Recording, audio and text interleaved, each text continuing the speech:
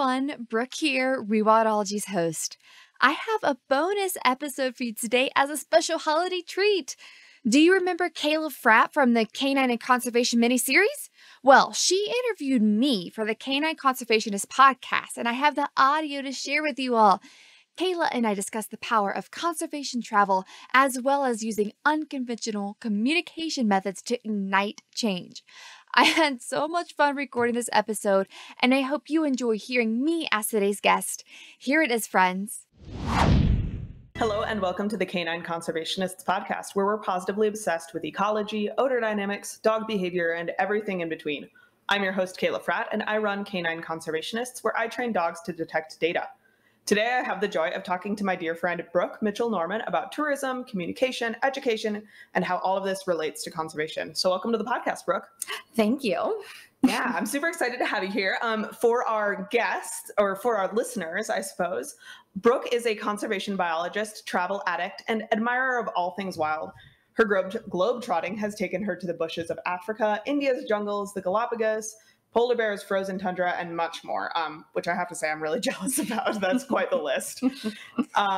So while visiting and studying the world's wildest places, Brooke realized that people everywhere are pretty spectacular and that we all want a better, healthier planet. So Brooke launched Rewildology podcast in January 2021 to share stories from the incredible people she's met throughout the years. I actually didn't realize your podcast was that young. That's amazing. 2021, yeah. Oh my gosh. Wow. So in addition to the podcast, Brooke is the director of conservation for the Wild Source, which is a conservation-based safari company in Golden, Colorado. She received a bachelor's degree in zoology from Ohio State University and a master's in conservation from Miami University. So quite the pedigree, and definitely something to keep an eye on. I know if I ever get myself together for a safari, I'm going through the Wild Source. Very excited about it. And I'm really, really excited to get to this interview. But before we get to it, we're going to talk about our weekly suggestion, which is something we're now doing on the podcast. And our suggestion this week is to not sacrifice what you want most of all for what you want now. And I think this is something we're all kind of used to thinking about when we're thinking about like what to eat in relation to how, we think about our health. But this also relates to dog training. And I first heard it on the Bad Dog Agility podcast, which you probably haven't heard, but maybe some of our listeners have. And it stuck with me for a long time. And I've touched on this concept when talking about working with Niffler as a teenage dog and thinking about making sure that as I'm going through our training or going through our day, I'm not pushing him so hard to get a job done in the short term that it actually impacts his long-term training or his long-term enthusiasm. So, Brooke, I don't know if you want to chime in there or we can just get to the actual interview. You're the dog expert, girl. Yeah, but again, it is also something to just keep in mind for our general day-to-day life. And again, I think it goes beyond just thinking about, whether you want to have your 10th cookie after dinner. Oh, yeah. Yeah. Because I know we'll get into my story here, but I'm getting ready to turn 30 this year. And I feel like this entire decade from the year I turned 20 to now, every single thing that I've done has been to get to where I am today. Mm-hmm. And I didn't see it until like 2 months ago. Yeah. So I completely vibe with that concept. So like sometimes you got to take the harder route because that harder route is going to lead you to where you ultimately want to go. Exactly. No, that's a great way to think about it. I know like something similar that I ran into. So I was on unemployment at the beginning of this year and really stressed about money, really not sure what to do. And I got a job offer at a gas station. And it was one of those decision points where it was like, I really want money and stability right now, but is working at a gas station actually going to potentially take my time and energy and effort away from other areas that are more beneficial for my long-term goals? And luckily I actually got a job offer at the Humane Society of Western Montana like that week. Wow. Because part of the tricky thing is if you turn down a job while you're on unemployment, you lose your unemployment, at least in the state of Montana, at least how I understood the rules. I might be wrong. Don't at me. But that's how I understood it. So it was like, oh crap, like I don't want to work at a gas station that's going to take my time away from this podcast and this business and all my other long-term goals, but I also really need money. Yeah, it's a lot. So it's a lot to think about. So Brooke, let's get to you. That's the reason we're here.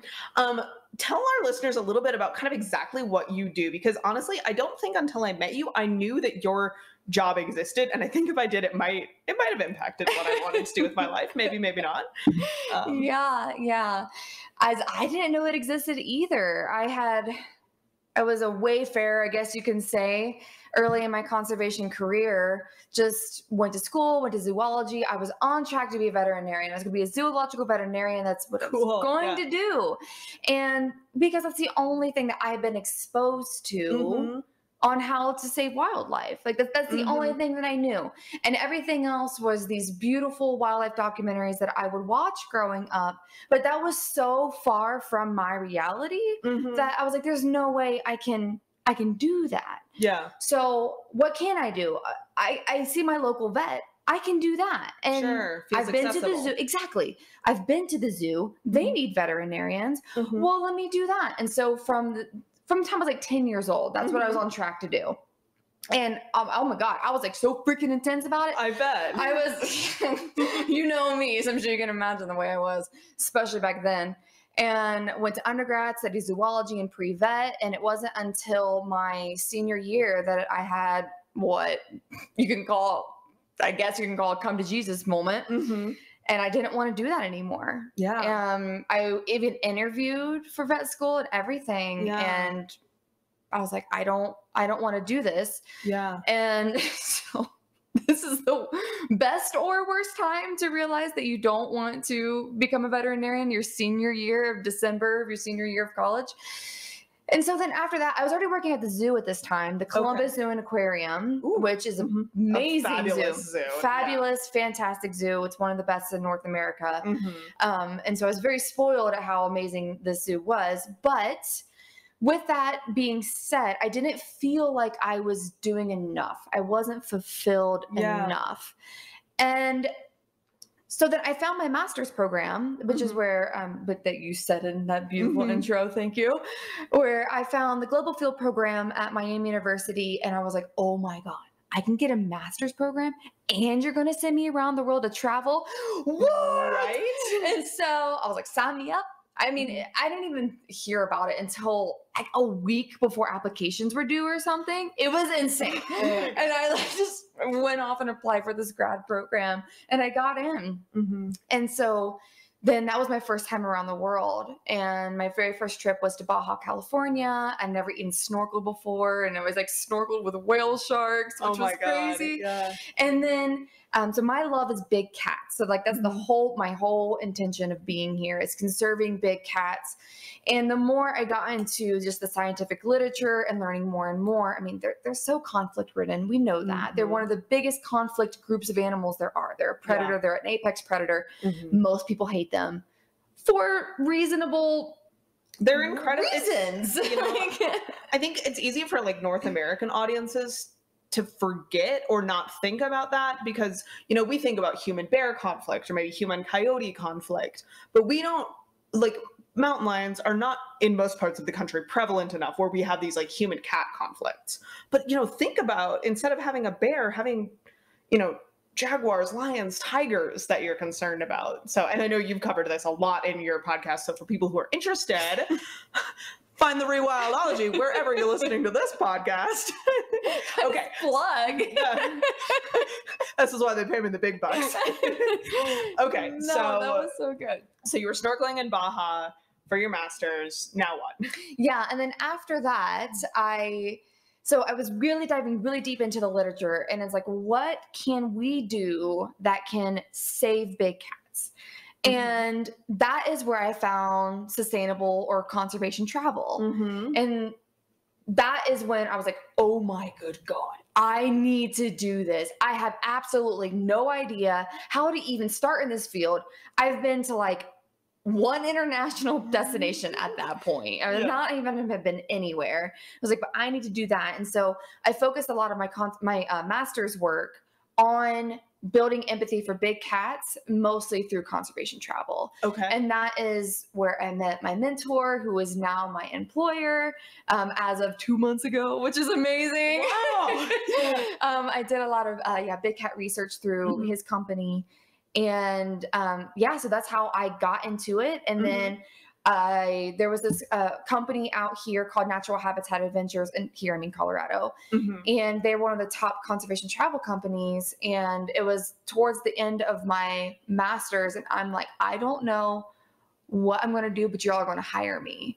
And yeah, I don't care if I'm scrubbing the floors. I don't care. I'm coming. I mean, this is a good tip for anybody listening. Like, I applied 3 times, and it was finally in the 3rd application, there was another job opening that came up that the gal that interviewed me told me about. She's like, actually, with your skill set, you might be a more fit for this job that we're getting ready to release. Like, why don't you apply for that one? And I'm like, done. Send it to me. I will apply. Yeah. And that's how I got into the company. Gotcha. And so it was actually almost 4 applications. Right. Yeah. Wow. Yeah. I mean, it was. And it was like, I'm not going to stop until you tell me that I'm never going to hire you. Yeah. And then they hired me, and I was with them until COVID. But yeah, so I'm now, I guess you can say, a conservation travel expert, I guess, specialist, whatever you want to say. So by using the power of tourism as a conservation tool. So that is, I am a conservation biologist. So I'm a scientist, and then found a way to use that, and also, even though not all scientists are good with people, but I'm actually good with people. So then using the people skills and the science to come together and be expressed through travel. Yeah. Oh my gosh. So, I mean, my next question was supposed to be, how did you get here? But I think you covered that. I am kind of curious. Do you remember, like, when you were a little girl, when you were a little kid, like, that moment when you were like, yeah, I want to be a zoological vet? Like, what kind of sparked that? What brought that up for little Brooke? Little Brooke was obsessed with the Discovery Channel. Say no more. Literally. I just remember watching documentaries of these amazing places. Like, I just still have these vivid images of watching tape of lion prides in the Serengeti, and just these areas that I had not even the closest hope that I would ever see in person, which now I have. But again, if your dreams, if you pursue them, they will come true. It might take 30 years, but they will. And so it was just watching documentaries for as many hours as my sisters would let me, and hours of like Zubumafu. I don't know if you remember that show. How could I not? Zubumafu and the Fratt brothers. Oh my God. Yeah. So I don't know where this love of nature and wildlife came from. I mean, I grew up in Southern Ohio and in the woods, and I would just run like a wild child in my woods and watch these nature-based shows as much as possible. And then I don't know. And then just from there, the love grew, and I was like, I don't know how I'm going to do this, but I'm going to do this. Yeah. I mean, so there's like 2 interesting things in what you brought up with your story. One being like just the power of media and communications and inspiring the next generation of conservationists, which is one of the things we're going to talk about today. I'm also on Friday, so we're recording on a Wednesday. On Friday, I'm recording an episode where that's our whole topic, is inspiring the next generation of conservationists through media and like talking about how important this is. So it's just really cool. I mean, both of us, we like, oh my God, Zubumafu and the Fratt brothers. And, we might be showing our particular age, but I think a lot of people who are listening who care about conservation probably have their own touchstones. And then the other thing that I find as a really interesting parallel for both of us is thinking about the fact that both of us are doing dream jobs. We both love the work that we do. And I don't think either one of us knew that our jobs existed until we were I was probably 22 before I heard about conservation detection dogs, maybe 21. I was not that young. I was still going to be a vet at that time. Yeah. I mean, I heard about it, and then I got some very discouraging responses when I first reached out to people asking, like, how do I get into this job? They were like, you don't. Like, that's not going to work, but okay. Like, oh, you're cute. Yeah. And, this, like, there's something really, I think, important for people who listen, because I don't know about you, but I feel like at least once a week I'm on the phone with someone who's like, how do I follow your path? How do I have your job? And, the first answer is like, you can't follow my path. You're not going to. Your path is your path. How do you get where I am? I think both of us were really highlighting it's a lot of persistence And a lot of, even though we're both really young and we're both really happy with where we're at, we both have had pretty winding paths to get where we're going and plenty of barriers. So, okay, so your current job with the Wild Source, Director of Conservation, what does that mean you kind of do on like a daily or weekly basis? I'm sure it varies a bunch, but tell us about the sexy parts of your job and then tell us about the not sexy parts of your job. Right. Well, I guess right now technically could be the not sexy part. So when I was at Natural Habitat, I helped pretty much restructure the company to create new systems, and, just like the non-sexy stuff. And I'm essentially doing that right now for the Wild Source. But that's great because once our foundation is super strong, then we can move into what I really want to do. And that is creating a a conservation travel series. Okay. Where I'm going to be putting together destinations and trips where people can come on and have one of the most spectacular conservation experiences of their life in a sustainable way and meet some unbelievable people. And so that is what I'm going to be moving into. I'm going to be doing that. I already have a list of potential destinations that we're going to be looking into, which is some contacts that I have around the world. Bill is very connected with, because he's also a wildlife biologist too. So we're both scientists by trade that were like, oh my God, we love travel. We also love supporting these international destinations and international wildlife. And we both ended up coming on the same solution as conservation travel. And so building that, my big cat research project that I mentioned a little bit during my master's was through his company. I'm going to revamp it. Okay. So going to take it to another level, which I'm very excited for that. Oh, what else am I going to do? They have an actual foundation too, so I'll be running like a nonprofit through them. I mean, we're going to see, Sure. all these things. I mean, let us know when you need some scat found. Right? I know a couple dogs who are really good at sniffing out cat poop. Hey, we might, because we'll chat. I got some destinations where that actually might be a really good thing. Yeah. So, okay, and we've kind of, again, my next question was going to be what inspired you? We've already covered that. So let's rewind a little bit. How does travel benefit conservation? Because travel, I think a lot of us know, like airfare has a big carbon footprint.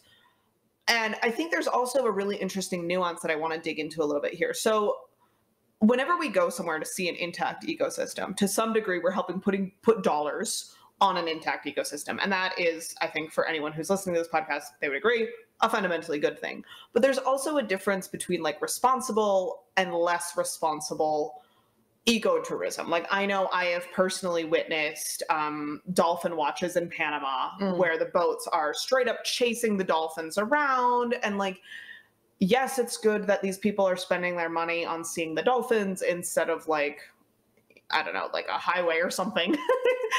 But it's not actually good for the dolphins. So, I know that's a bunch of different questions in one, but how does travel benefit conservation?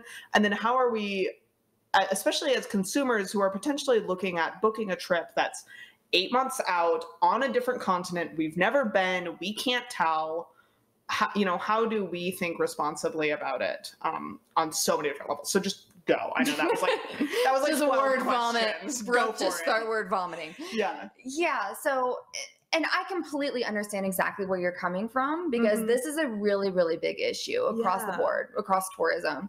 But the main reason why, when tourism is done right, why it is so important is it puts an exact value dollar on alive and thriving wildlife. And when your favorite species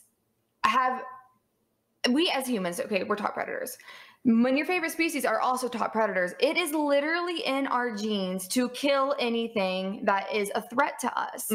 And so and also I've been around the world and I've seen a lot of bad stuff. Like living with this wildlife is not easy. Yeah. I mean, I don't want to go into grotesque examples, but something as simple as somebody who, in Africa, one form of currency in some cultures is cattle.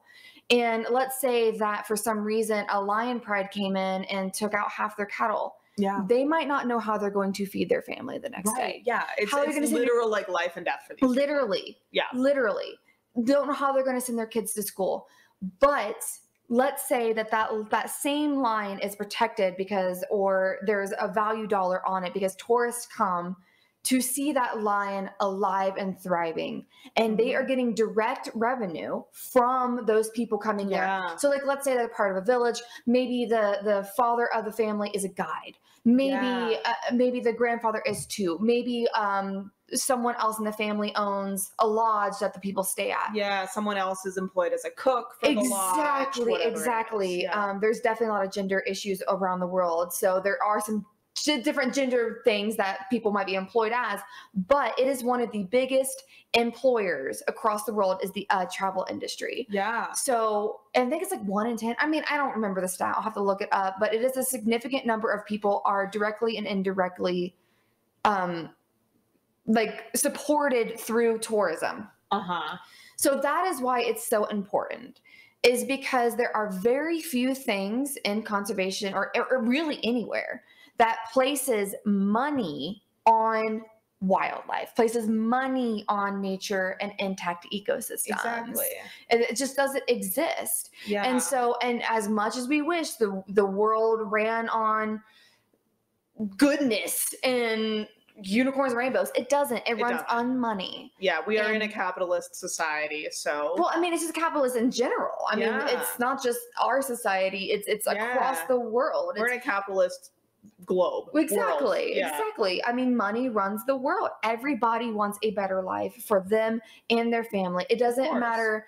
It doesn't matter your color of skin. It doesn't matter your ethnicity. It doesn't matter your gender. Everybody wants a better life for them and their family, and everybody has right to that. So how do we create something where people can have a sustainable livelihood that doesn't destroy ecosystems? That is the $1 million question of 2021. Seriously. And we are still dealing with this. And so that is why I believe so much in like the sustainable conservation travel model. Because when it's done right, as you alluded to, it's not always done right. It's actually quite often not.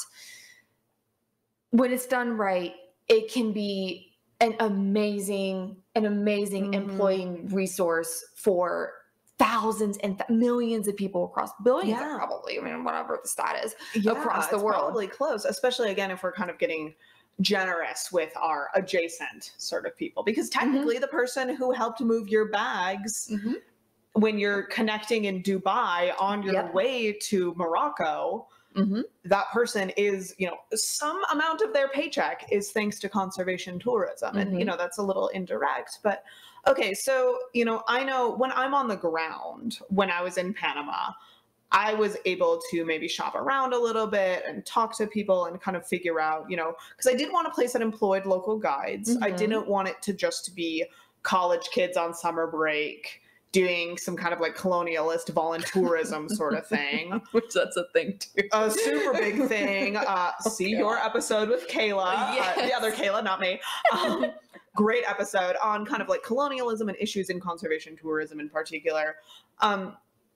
But kind of from afar, you know, so obviously, you know, all of our guests should just book things, or all of our listeners should just book things with the Wild Source.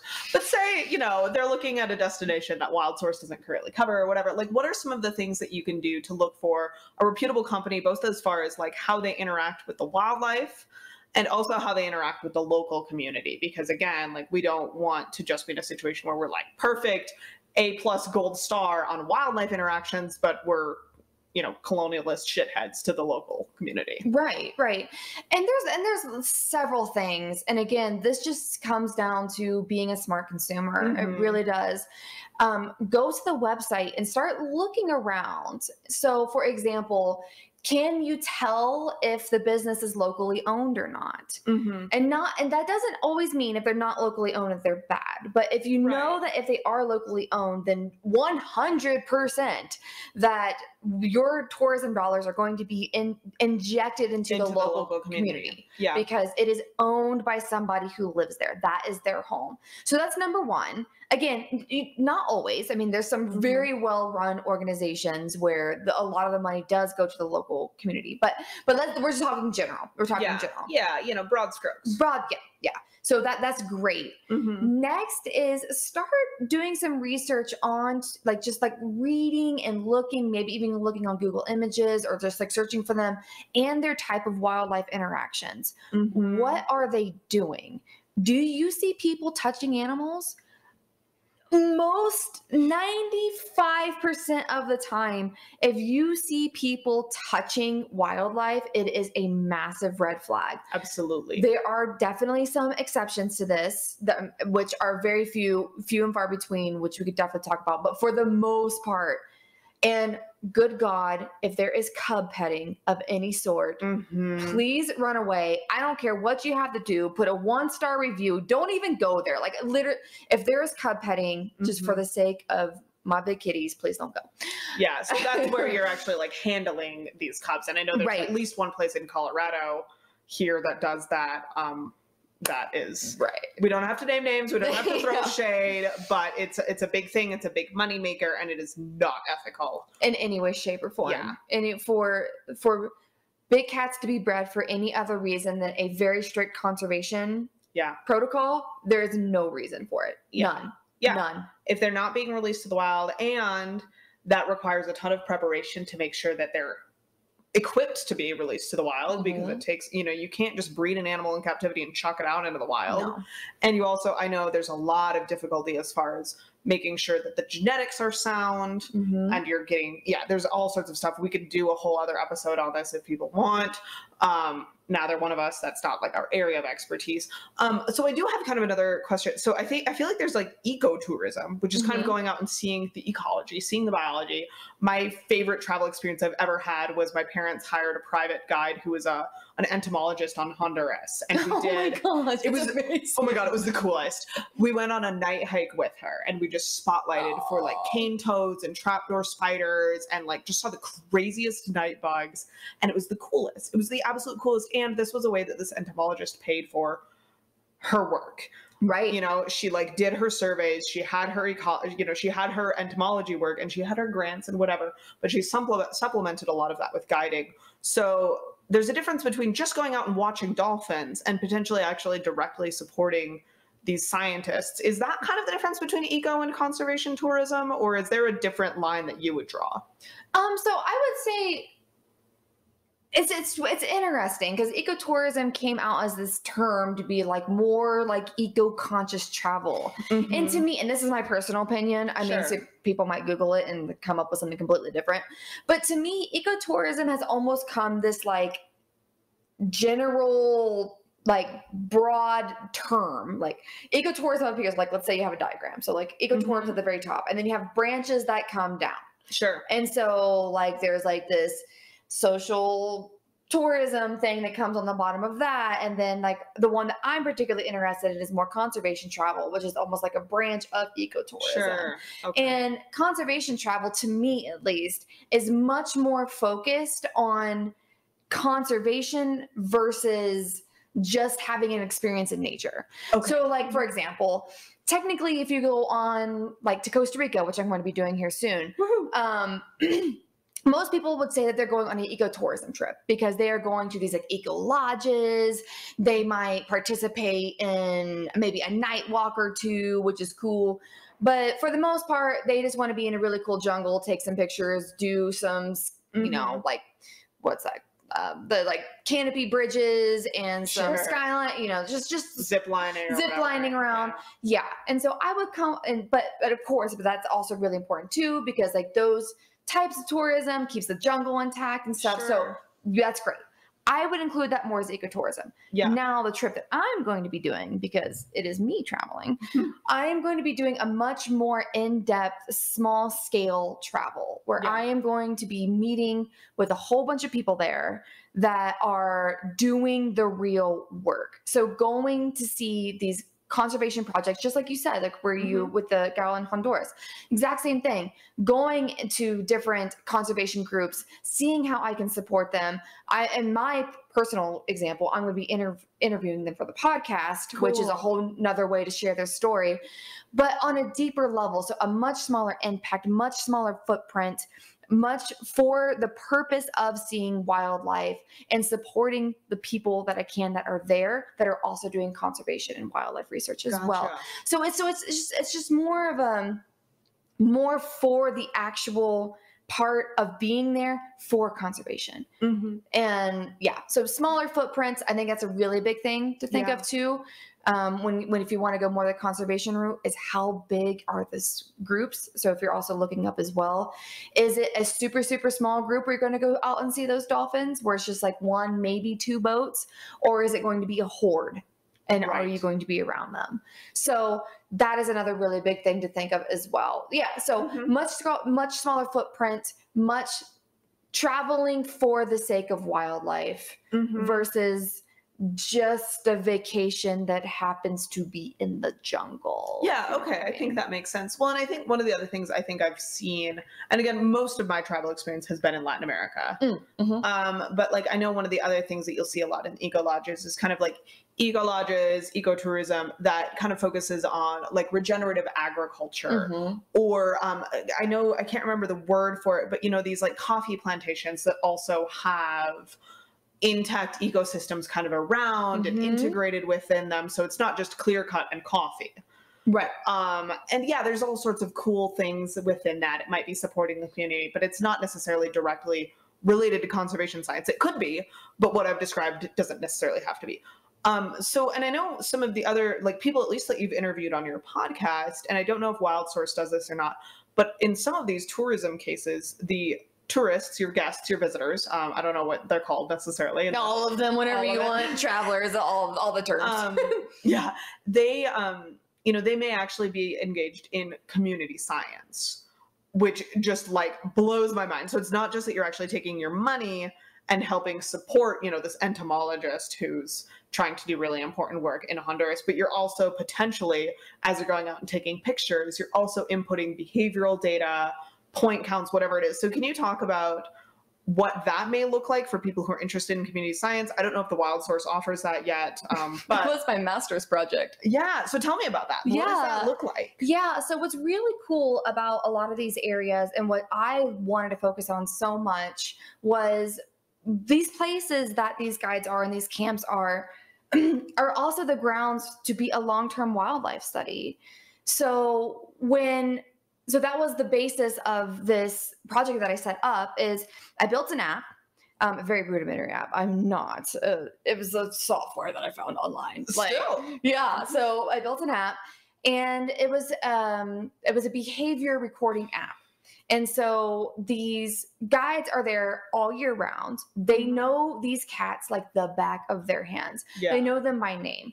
And so every single time they interact with them, or they're at a sighting and observation, they record the data and what's going on. And then the guests are welcome and inclined to also join in this to see the wildlife as a scientist. And when you turn the lens from just being a passive observer to being an active watcher, an active scientist, the connection you make with wildlife is next level. When you see who that individual is, what are they doing? Are they hunting? Is that their cub? Oh my gosh, that's this cub that must have just left their mother because it's in the same territory. And like these stories come around. And then as you're recording all of this data, year after year after year, you are tracking these individuals. You are seeing how the population changes around time. And it's a very powerful tool.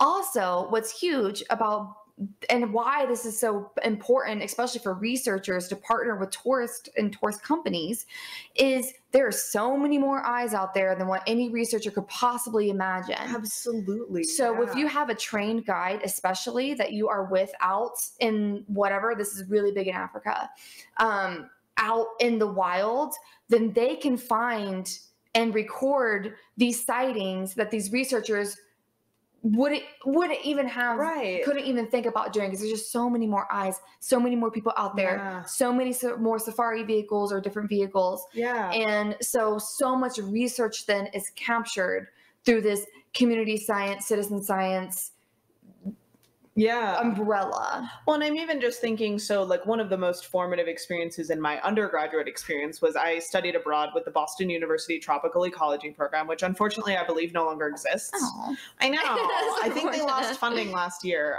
Well. Hopefully I'm wrong, but I'm pretty sure it doesn't exist anymore. And we were based in Quito, and we spent like a couple weeks in the Galapagos, a couple of weeks outside of Manta on the Ecuadorian coast, tide pooling, and then we spent some time up in the Andes, and then we spent a month at the Tiputini Biodiversity Station down in Yasuni, which is like the most biodiverse place on the face of the planet, or, you know, it's like up there. There's a bunch of places that kind of share that title. It really depends on like how you count it and whether you're talking like reptiles or birds or whatever. But anyway, it's like, it's up there. It's an incredible, incredible place. And when we were there, they had each student was supposed to be creating these individual studies. So like one of the studies that I did while I was there was I was looking at tarantula defense behavior. That's so cool. It was so fun. I was like catching tarantulas and then like lightly ticking them off to see like, do the bigger tarantulas respond more or less aggressively to having puffs of air blown at them? It was so fun. Turns out the smaller tarantulas are feistier. And then, you know, I did a project where I was looking at bird point count data over the course of the day. So I would go up at different times. I had another a project where I was doing the pH in Heliconia bracts. So the Heliconias are, they're like that stereotypical weird red flower that you see in like hotel lobbies, where it's kind of like that flat bract, and then they've got they're almost like sideways teardrops of these like red bracts that go up, and they hold water. And so what we were looking at is the pH of the water and how that affects the invertebrate communities that are raised in that standing water, or grow up in that standing water. Anyway, so the reason I bring all that up is because I feel like one of the things that they could have done with this project, and, you know, potentially they're trying to train young scientists. They wanted us to think through coming up with hypotheses and designing studies.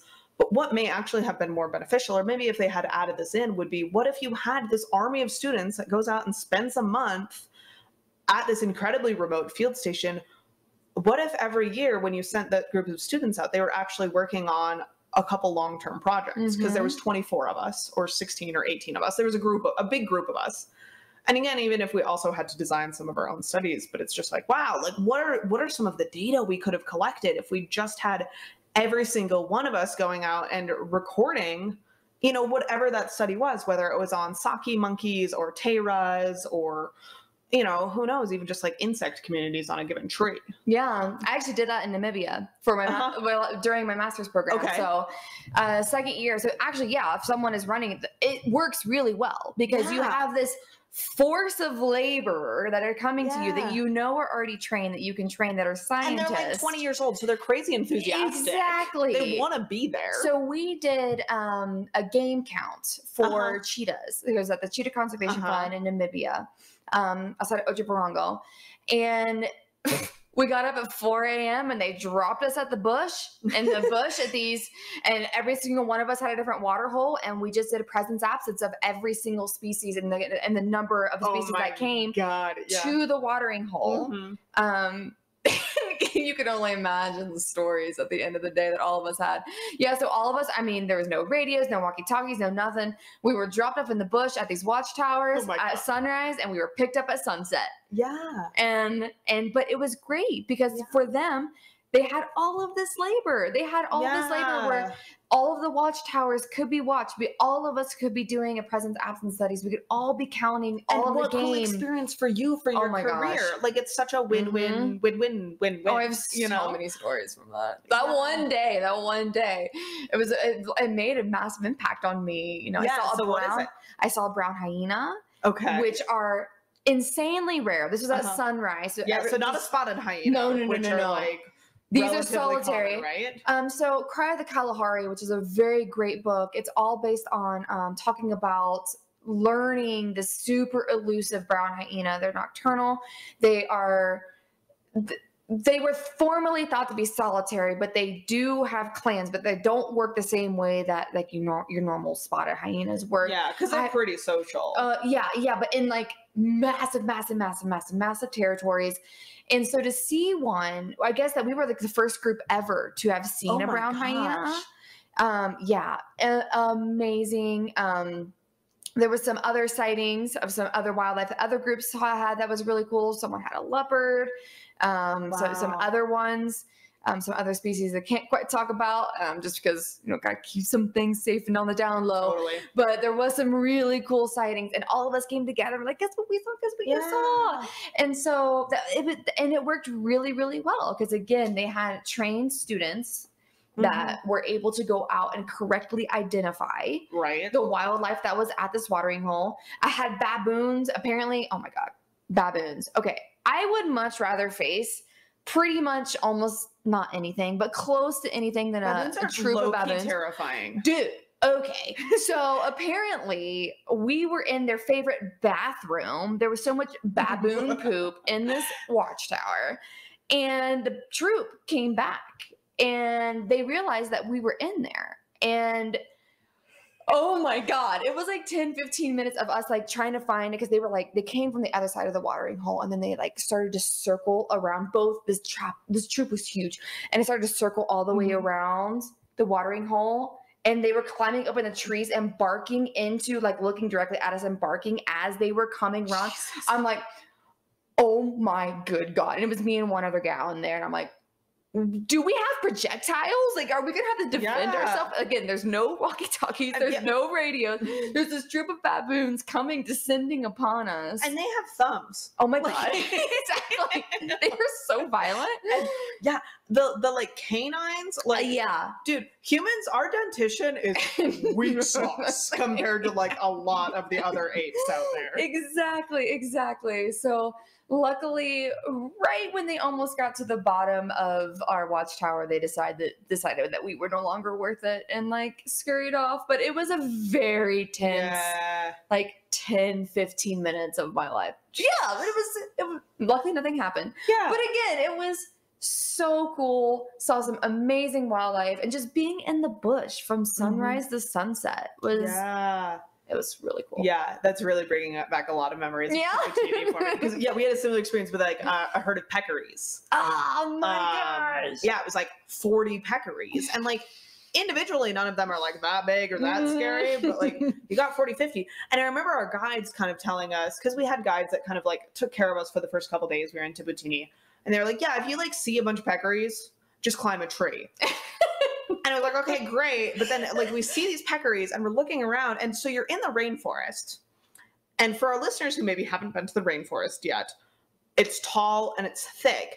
And most trees do not have branches. Yeah, how do you climb up a tree? I don't know. That was our big question. Because they don't have branches. Because why would they put out branches down low? They put up the branches up high where there's actually sunlight. So you're just looking at all these like naked tree trunks. And like, again, luckily we just like, we kind of stayed where we were and the peccaries moved through, and it was a nothing burger, but it was totally this situation of being like, I don't know how to climb a tree that ostensibly looks like a telephone pole. You have to like move on it. Remember when she was like that thing? Like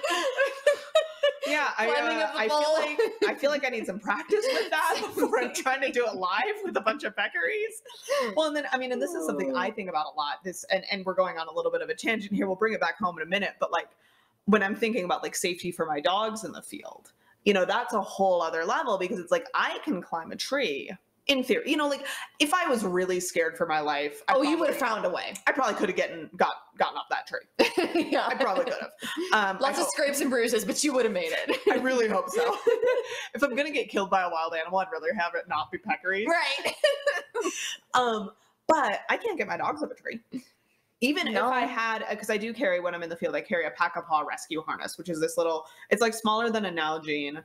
And it kind of, it's got holes in it, so I can kind of put it under my dogs as like a belly sling.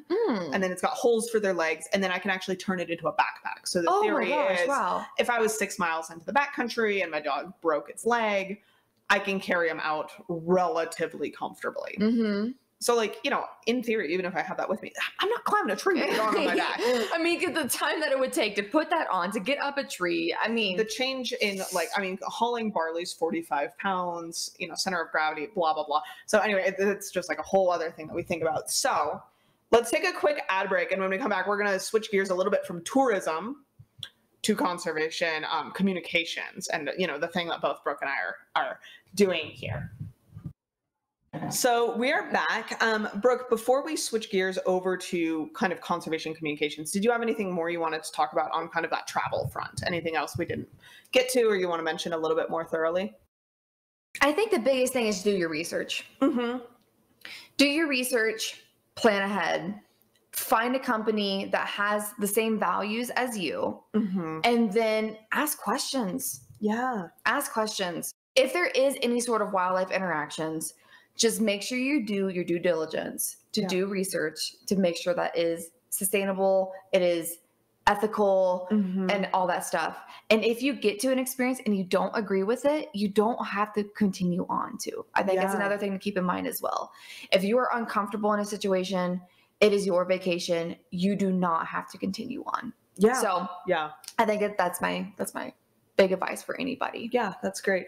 And so I guess I do also have a question here as far as like, are there any countries where there are relatively solid regulations on any of these things? Like, I feel relatively sure that if I were to hire a wolf watching guide in Yellowstone, I would be getting something pretty ethical because it's so strictly regulated. You know, again, especially between the US and national parks, you can probably do that with a little bit less research versus if you're going maybe somewhere that's a little bit less regulated, it's a newer industry. So aside from potentially like US national parks, are there any other places where you can potentially think of where it's like, yeah, you're probably more or less good with anyone who's got permits to do it? I mean, the Galapagos, that is the most regulated place I've ever been. Same. Ever. So hardcore Galapagos, anyone you hire, I mean, people will immediately lose their livelihood immediately if anybody sees them and they're tourists doing something bad. So that's number one. I think they had it figured out. And then Africa. I mean, I've been all around southern and eastern Africa. I have not been to any of the northern parts, so I can't vouch for that area. But Africa, I mean, man, if you want to get some good conservation travel, just go to the Serengeti, like go to these national parks, go to these different areas too, which I know might be a little bit out of reach financially, but there are ways definitely to go to these areas. So I think those I would just be very wary about Asia, anything in Asia. Definitely do your research. I had this really fantastic episode recently where I had this gentleman on. His name is Michael Volger, and he is trying to completely change the elephant tourism industry. He's the Mandalao guy, right? In Mandalao, and it's in Laos. So that's a really great example of somebody is thinking about traveling to Asia to hear what sustainable, ethical elephant tourism is in that area. So I definitely recommend that. Again, avoid anything that's with a dangerous animal. If it is with a big cat, if it is an adult big cat, that means that they are sedated and you should not run away. Give them your money. Oh my God, please run away with a 10-foot pole. If there's cubs involved, please run away. You know, if you really want the animal interaction, come to a conservation detection dog demo. Yes. I have domestic dogs that will happily lick your face. You can get the animal interaction and the conservation if you go with the domestic animals. Exactly. And, you know, and I'm sure there are, you know, I know we both talked to and potentially worked with people who do some ethical animal interactions through wildlife rehab. So I know I have one of the favorite photos I ever have taken of myself is of me holding a kestrel on a glove at a wild bird show in Ecuador as well. I'm talking about Ecuador a lot today. And that bird, I believe, had been hit by a car and then was part of like a conservation outreach education program. So I did get that interaction with that animal, but it was through really specific reasoning. It wasn't just like a wild bird that had been taken from its nest in order to make money, in order to, you know, get the pics. It was a bird that was part of a professional rehabber's program. Right. And yes, that did help bring in money for them. Money is not necessarily evil in this context, but no, not at all. You know, it was a really specific setup. So exactly. I can see how like specific outreach animals, especially if they've been rehabbed and are unreleasable for some reason. Yeah. That would probably be the biggest exception to like if you've got animal interactions. But your point about like if you're looking at big cats, like I've never seen a big cat interaction that I feel good about. I know like the San Diego Zoo does some interesting outreach with some of their cheetah. Yeah, cheetah and they're kind of medium kitties anyway. Right. And I'm so back and forth on this. And I will personally say this is why I left the zoo world. And this has absolutely nothing to do with zoos. I love zoos. I'm a big supporter. I spent many years of my career in the zoo world. It's just since I worked so much with people, I would hear what they would say. And so many times I would hear, oh, mommy, I want a cheetah. Look at her. She's with a cheetah. I want one. And it doesn't matter what that zookeeper said, whatever came out of their mouth, that is what they want to hear. I mean, that's all they want. Like, I want a cheetah. And so I was like, well, and also me, I mean, I have a massive tattoo of a cheetah. Like, I'm like, I love them. They are their numbers are declining. They are not doing well in the wild. And so just to hear, and they are insanely trafficked. They are one of the most trafficked cats because they are not as deadly. And so they are. I would much rather hunt a cheetah than hunt a lion. Exactly. This just because they are so well adapted. They are like the most adapted cat, essentially, with all their different adaptations they have throughout their body. But one of the things that they did to have their insane oxygen flow as they're running, they had to have a smaller head. And so their bite isn't near as strong as any of the other cats. Yeah. And so because of that, and obviously bite is the most dangerous thing of a big cat.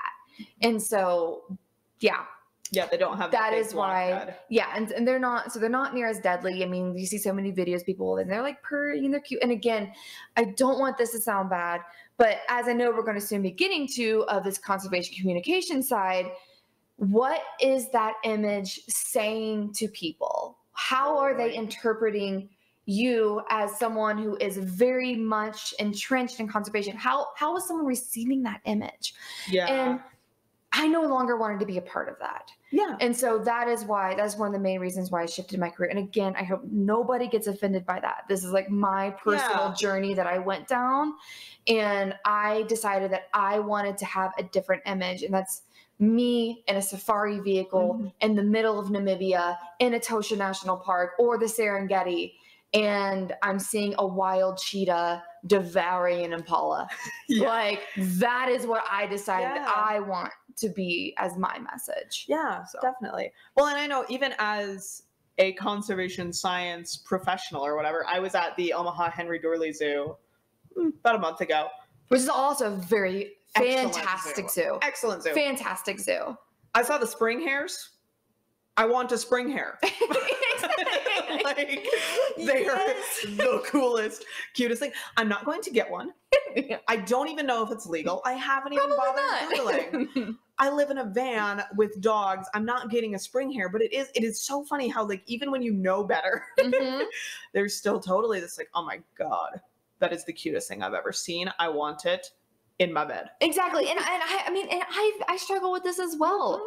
I mean, I'm obsessed with big cats. You can't even imagine what it does to me when I see a cub, like a big, like a lion cub, and its cute little rosettes, and it's just like around. I just like, I die. I love the teenage cheetahs with their like weird little mohawks. I mean, you've met Niffler, and many of our listeners have probably seen pictures of Niffler on the internet. And I think like when he gets really excited, because he's at this like funny teenage stage where his legs are really long and his chest is dropped, but he's not thickened out yet. And he's got these spots, and when he gets really excited, he gets this like his hackles go up when he's playing, and he totally just looks like the dog version of like a teenage cheetah. Anyway, gosh, we are having too much fun. So anything more on conservation tourism before we change? No, I feel like this is one of those topics that we would have to get another drink and we'll just have to keep chatting on that long, but your listeners probably don't want that. So we can move on to whatever you want. Yeah. So let's switch gears then and talk about communication. So you're an amazing storyteller. You have dedicated so much of your time to helping educate people on these issues. I know we've already kind of hinted at this, but why does that matter? Why does this communication and education matter? Connection. Mm-hmm. That is the number one piece. And at first, I really didn't quite understand or see that, because I was like, I need to be a scientist. I need to be a scientist. But you can do all of the incredible science in the world. You can make all these massive breakthroughs. But if nobody knows or nobody understands, then it literally as if you wasted a lifetime. Yeah. So that is why I realized that we need to connect with people. And for so long, the conservation word or just message has been doom and gloom. It is awful. It is terrible. There's nothing you can do. Yeah, you can probably recycle, but there's so much plastic in the ocean that why do you even bother? You know, Honestly. that's the feeling that so much of these messages give. It's all, everything's ending now. If you don't save lions now, then they're going to be gone. Like, it's just all this like, oh my gosh. And so that is when I realized that we have to change the message that we are giving. Yeah. And so, yeah, I'm more of like, let's tell stories. Like, let's connect and what are we with people. fighting for? Exactly. Yeah. What's the point? What's the bigger point in all of this? We all want a better world. We all want to make sure the next generation has a good life, and how we might get there might be a little different, but there's always something that we can connect with. Yeah.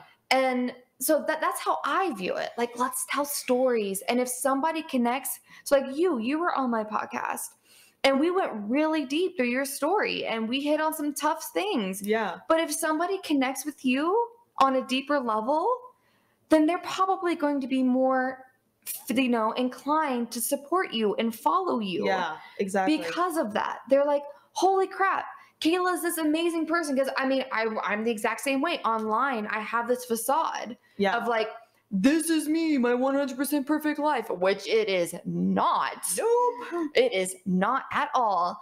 And so to go through the hard stuff, to go through the nitty gritty, to connect on a deeper level with people, I've just found really resonates. And more people want to become involved when they're like, oh my gosh, it's not that hard. I can make these small changes. Someone can meet me where I am. I can learn.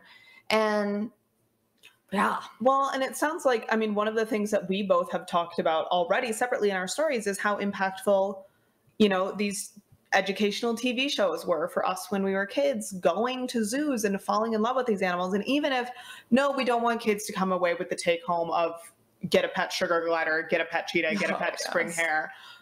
But falling in love with a spring hare may only happen if you go to I'm picking on the spring hares because they're kind of weird. Like, I feel like you could go your whole life without going to a zoo and still kind of know that tigers are incredible. Right. But especially, zoos and conservation media can be really good for some of these like less charismatic megafauna. Oh, yeah. Or maybe the charismatic microfauna. Mm-hmm. Like I know I follow someone on TikTok who has really cute voiceovers for a jumping spider. Oh my and God, like she's got like a gajillion and 7 followers. I have no idea how many. Just like a ton. And like there's all these people who are like kind of falling in love with jumping spiders and like learning about jumping spiders through this like media outreach and like making jumping spiders into a charismatic microfauna. Like, how cool is that? So yeah, and I think and that kind of pivots over to our next question, which is that both you and I have work that I think sometimes can be vilified. So for me, what people sometimes freak out about is that I'm forcing my dogs to work. I'm putting my dogs' lives on the line for my benefit or my ego, or I'm asking your paycheck or whatever. Yeah, or I'm forcing my dogs to work in these difficult conditions. And like, I think anyone who's seen video or follows this podcast probably doesn't believe that and knows that my dogs really enjoy the work and that I really take their welfare seriously. But that's a pushback I get. And on your end of things, people may, whether it's zoos, people not really understanding the conservation output of zoos. And, and we can talk about AZA versus non-AZA zoos. But also for conservation tourism and kind of being like, well, that's just a bunch of rich people going around and taking pictures of lions. How does that actually help?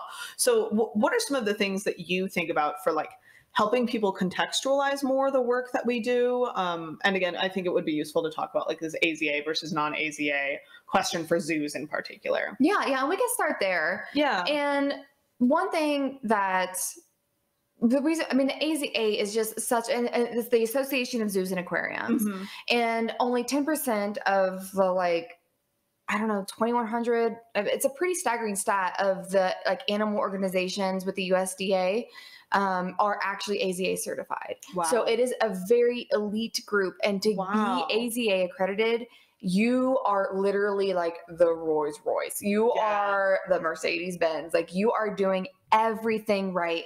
A certain percent of their proceeds have to go to conservation on the ground, on the research. And then also they have this species survival plan.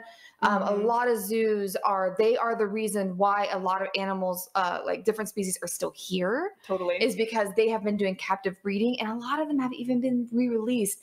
I recently had this amazing episode with a gentleman named Michael McFadden, and he's a reintroduction biologist at the Taronga Zoo in Australia, Sydney, Australia.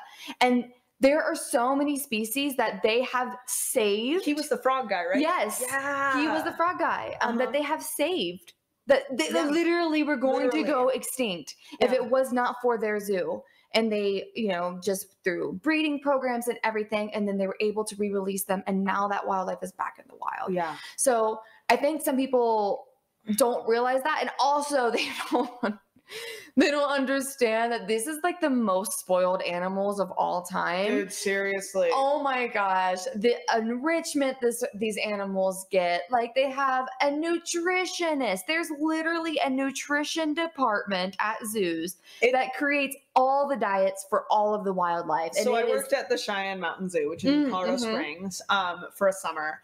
It took me like 2 weeks to learn how to make hippo breakfast because it was so freaking complicated. And like, I swear to God, I was so bad. I was like 17 or no, I guess I was like 19 or 20 at the time. And like, I was constantly accidentally feeding them like their dinner instead of their breakfast. And like, turns out 20-year-olds maybe shouldn't be working in zoos. I thought I was mature. I wasn't. Yeah, well, and one of the other things that I know that the Cheyenne Mountain Zoo did is at least one of their eagles, if not both of their eagles at that zoo, were, again, they were hit by cars and they were unreleasable. So, on one hand, you might look at this eagle and be like, oh my gosh, it's in captivity. It can't fly. That's so sad.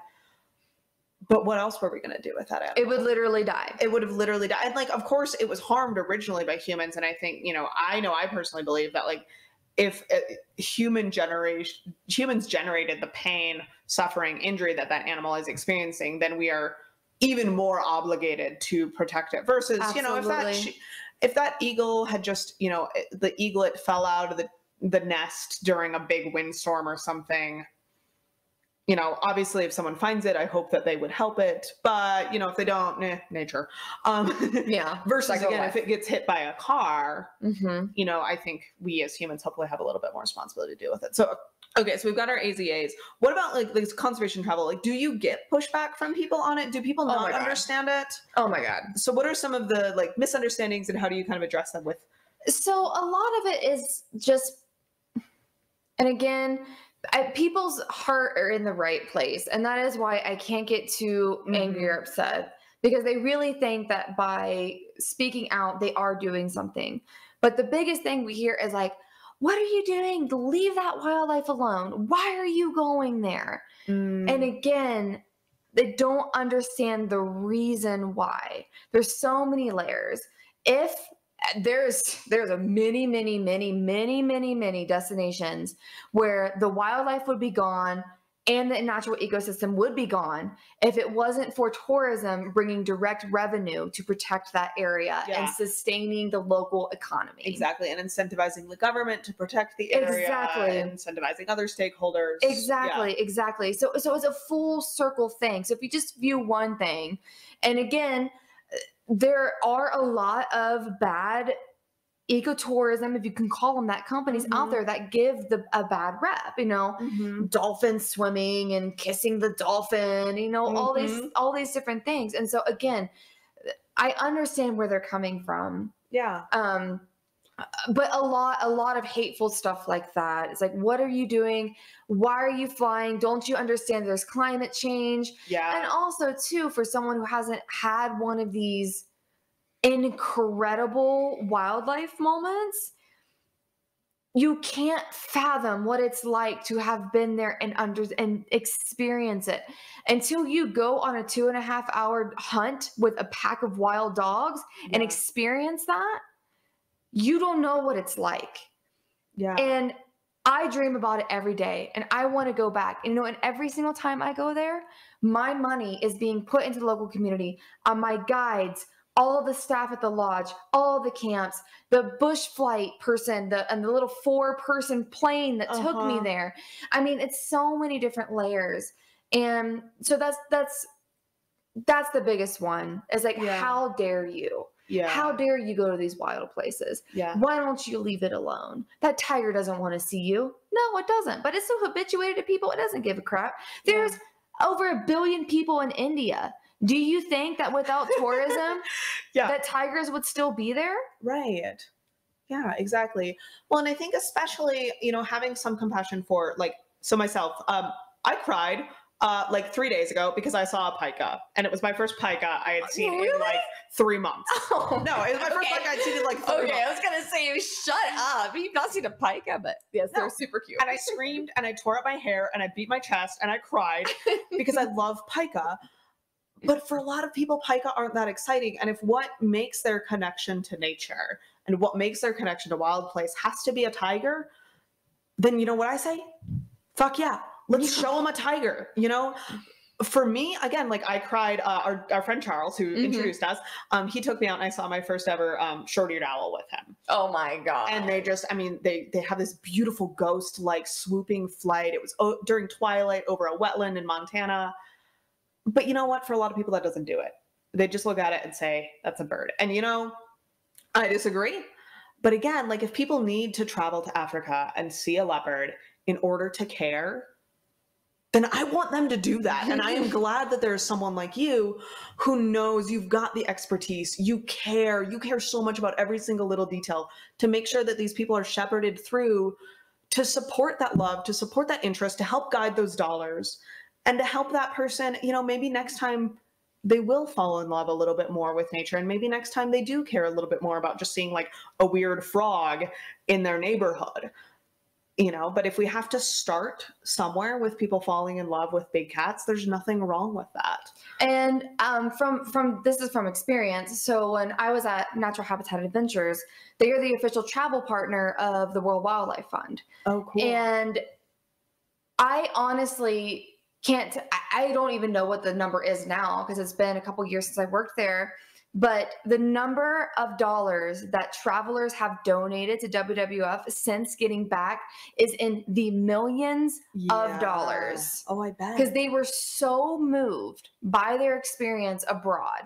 And this goes true for pretty much all of my trips. Yeah. And I've been a lot of places now. And every single time I go somewhere, I'm so impacted by the local community, by the wildlife, by my experiences that I'm forever changed. Of course. And you can't not be. I mean, no one can go on any of these trips that I've been on or the ones that I help organize. You can't go on them and not be changed. Yeah. And you are forever changed and you will forever love whatever it is that you saw, the people that you met. I mean, in anything, it's always funny. When I go on these trips, I always go for the wildlife, but it's the people I fall in love with. Of course. Every single time. Well, and I think, to bring it back to communications as well as travel, I was thinking about, with COVID right now, people may not feel safe traveling or certain parts of the world still aren't open. And that's choice maybe because of financial situations, you can't travel. But this is, again, where communication, podcasts, social media, video, storytelling can help people maybe fall in love even if they can't go. Right. And I just today, so I try to keep relatively up on conservation news.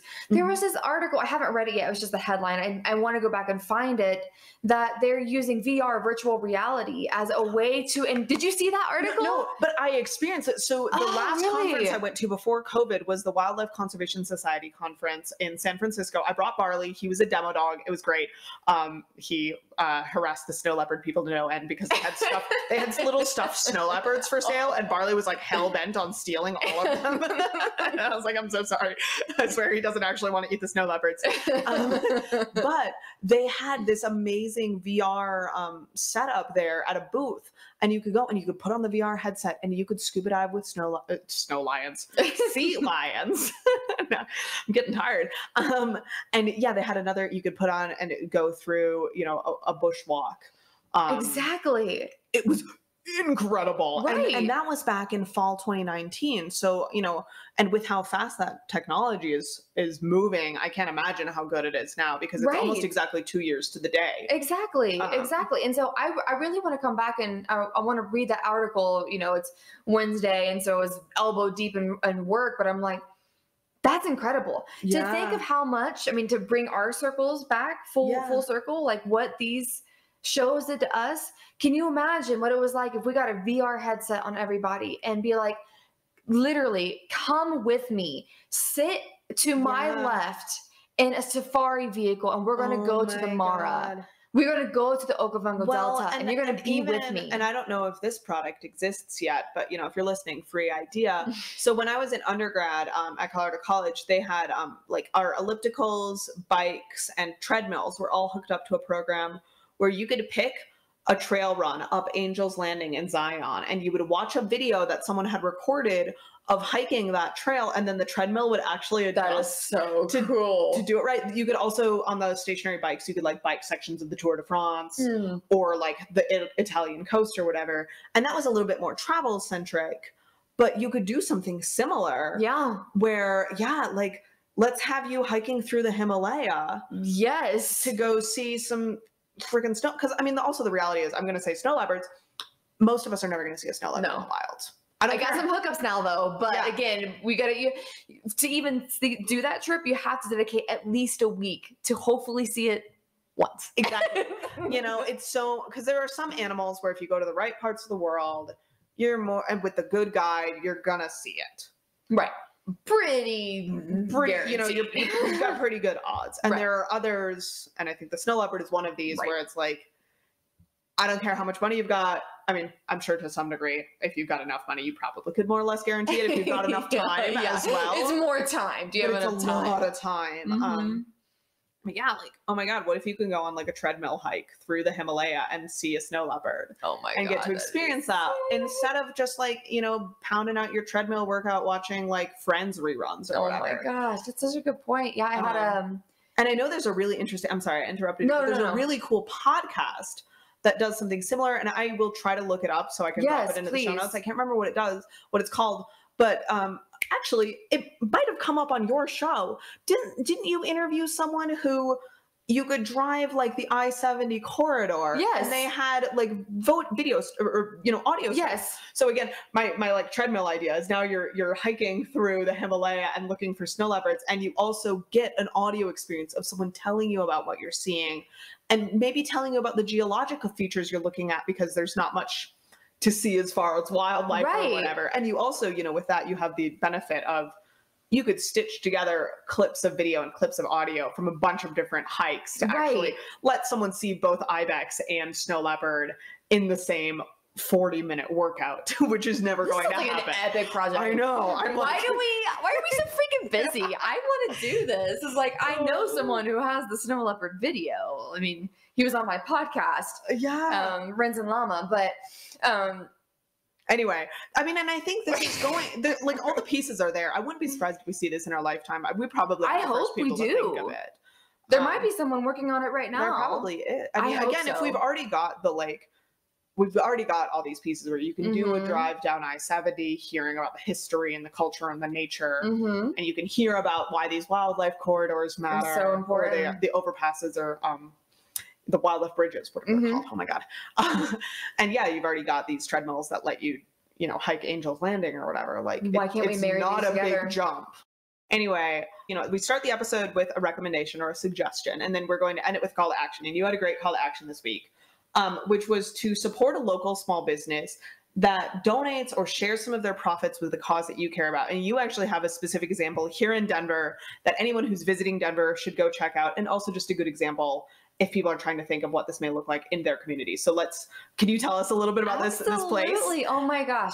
So it's called the Lekker Coffee Shop, and it's in Rhino, which is the River North Art District. And it's my favorite part of Denver. And they are very hip. Very hip. Oh my gosh, I freaking love this part. If you love beer, if you love craft anything, you need to go to Rhino. And it's beautiful. Most of the buildings have insanely massive murals on them.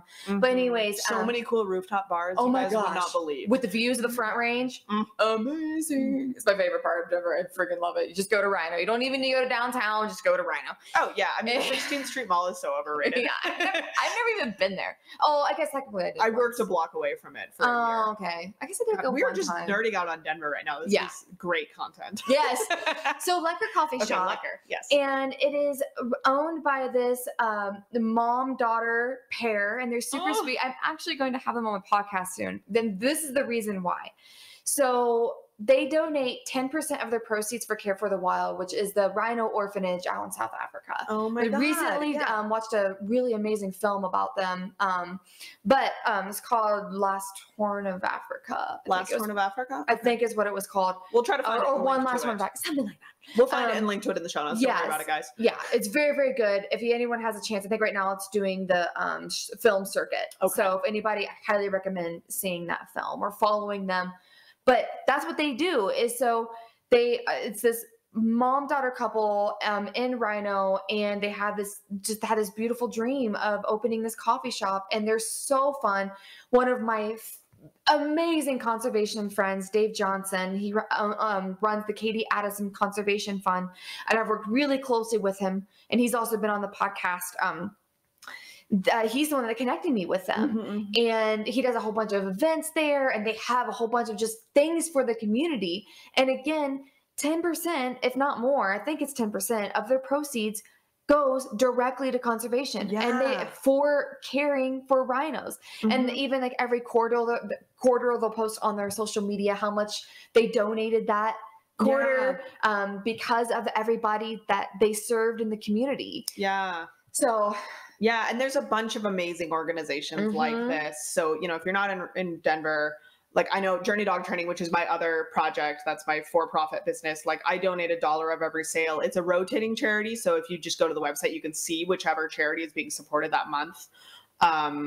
This podcast is going to come out in November, and I have no idea who we're going to be supporting in November, because I usually kind of base it off of whatever is in the news and like really needs help at that moment. So like in fall 2021, I was donating a lot to like Afghanistan and Haiti, you know, because 6 months before that, we didn't know that Haiti was going to be going through such a big crisis. So I like that I'm able to change it around. And then I know you can check out 1% for the Planet, which it's a website. And those are all organizations that have pledged to donate 1% of their profits.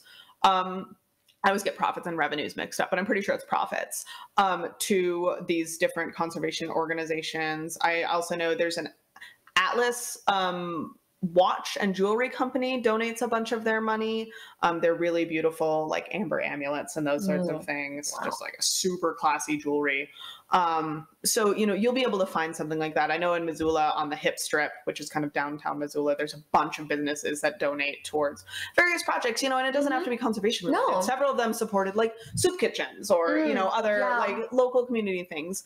And if you're having a hard time finding something in your local area, you could probably reach out to your local chamber of commerce and see if they know of anyone. Yeah, I'm sure you'll be able to find something. Again, a lot of these really small businesses already have some sort of bend in that direction. So that's our call to action for the week. Brooke, thank you so much for being here. Can you tell the lovely people of the internet where to find you online? And again, of course, linked in the show notes. Don't worry about it if you can't find it. Don't crash your car trying to write down any of these notes. So, luckily, it's super easy because the podcast is very unique. It is Rewildology, and it is that across everything. Perfect. It is rewildology.com, Instagram, Rewildology, Twitter, Facebook, Rewildology. My personal Instagram, which is just pretty much just travel stuff and any behind the scene things. It's just Brooke Rewild. So creative, on brand. Yeah. So any of those, I'm happy to talk to anybody. So if you have any ideas about anything, just send me a DM. Let's chat. I'm very open. I would love to hear your thoughts about anything. And then of course, Kayla, oh my gosh, thank you for having me on the show.